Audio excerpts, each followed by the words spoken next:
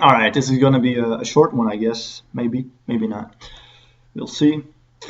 So, I'm gonna start off right away with the argument that there's absolutely no logical reason to think that not giving birth is somehow a great lack for the hypothetical baby. That somehow the baby and the potential human that will grow out of it is missing out on life. And obviously, it isn't missing out on life, because for us who are alive right now, after we die, all of our memories will die off, and our entire lives that we have lived will vanish in a couple of seconds, as though it never existed in the first place. So basically, you're missing out on life. Even when you are alive. Even when you were alive. So, actually, it doesn't really matter whether you were never born or you have lived a life for, let's say, 1,000 years, because you will lose all of it eventually. Yeah, but our lives do matter, because we will create a better world for the next generations. Yeah, well, those generations will die as well, and the generations after them will also die as well. Every generation in the future, no matter how many generations that will follow, even if humanity continues to exist for 10 billion years, all of them will die.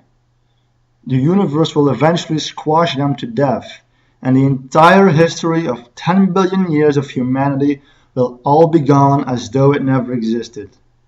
And no matter what you have done, doesn't matter if you were a hero that rescued dozens of people and animals, or you were a slave owner that abused, tortured, and exploited its slaves, the universe will not reward you or punish you when you die. Oh, but you probably think that you will become immortal thanks to technology, eh? Well, gee, good luck then with your search for other habitable planets in a universe filled with mostly dead planets and empty space. What you're gonna do? Exploit every habitable planet until it collapses? Forever? Come on, can't you see that the end goal of the universe is to kill and destroy everybody? Another argument is that the non-existing cannot possibly regret the fact that they never came into existence.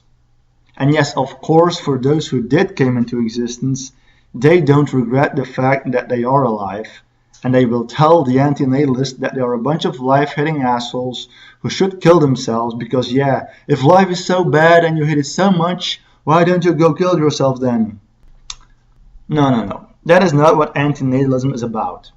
Antinatalism is about providing the ultimate solution to prevent endless potential harm, abuse, poverty, disease, inequality, depression, hate, war, crime, rape, racism, murder, mourn, fear, enslavement, addiction, torture, pain, heartbreaks, disabilities, and whatever else that makes you feel bad. Those are all real potential problems within life that are happening all day, every day, all over the planet. Antinatalists are sincerely concerned about all the problems of life, just as the pronatalists. The only difference is that pronatalists think that they will make it to utopia, that somehow technology will cure everything, and everybody will turn into a nice and friendly human being, and that it will remain that way forever. Oh no, that's not the way we think. Of course problems will continue to arise, and we don't believe in a utopia, but we should keep on fighting those problems because that is how we challenge ourselves and how we can improve ourselves. It's fun to fight eternal problems and then see how people or animals enjoy their temporarily solved problems, how it makes them happy, at least happy for a while. Yeah, it's fun to first create the potential problems and then solve a part of it. And by creating the problem, I mean pulling the potential problem out of a vagina. Why the need to bring the non-existing into existence? What's wrong with non-existence? There's nothing wrong with it because it doesn't exist. Why do you need to bring it into existence then? Once you bring it into existence, it becomes a problem, because problems arise out of unfulfilled desires of a sentient being. Polluted water is not a problem unless a sentient being will drink it and become ill. A tsunami is not a problem unless there are sentient beings living on the coast. But wait a minute, am I blaming the victim now? Is this about victim blaming? Is it the victim's fault that he or she gets raped because he or she exists? Is it the victim's fault that he or she gets skin cancer just because he or she exists? Or is it the parents' fault that their son was attacked by a pit bull? Well, no, of course not. Of course it's the goddamn rapist's fault to rape someone, but you should goddamn acknowledge that the rape problem will never completely disappear, or even when it does, that it will never be sustained as a rape-free world forever. So as a parent, you take the risk. There are tons of potential risks at stake, and you take them because you think it will all be okay. And when things don't turn out the way you expected, you start to blame the government or the justice system or the scientists or the technology that should have made your life better, but it failed to do that. Somehow they are the caretakers. If things don't go well, we all blame them. But yeah, of course, they control us. We have to work for them. They own everything. They choose how to run the world. We make them rich, so obviously we should blame them if things aren't going too well. Okay, so frankly, what do you want? Do you want anarchism? A government-free world? You think that's the solution? You want to take care of yourself and your family while being completely paranoid because someone might attack you or steal from you or kill you because there's no justice system or government to take care of you anymore? You think people are fair and loving by nature? Without government and justice, we will turn into selfish lunatics. Okay, maybe anarchism won't work then. But maybe libertarianism will. Maybe anarcho-capitalism will work. Is communism a good idea? No, not really. What about socialism? Yeah, that's the ultimate solution. No, not always.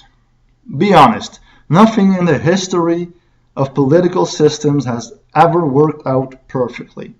It has always been a continuity of growth and decline, but nothing is really doing it.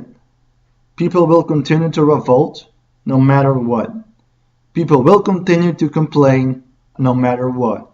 Just endless problems, endless bullshit because people are addicted to change, addicted to new desires.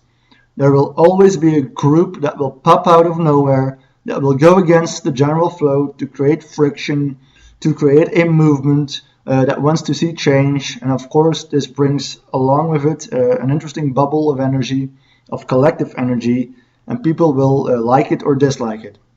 This is just a game of endless action and reaction, and all is doomed to be destroyed by the universal will.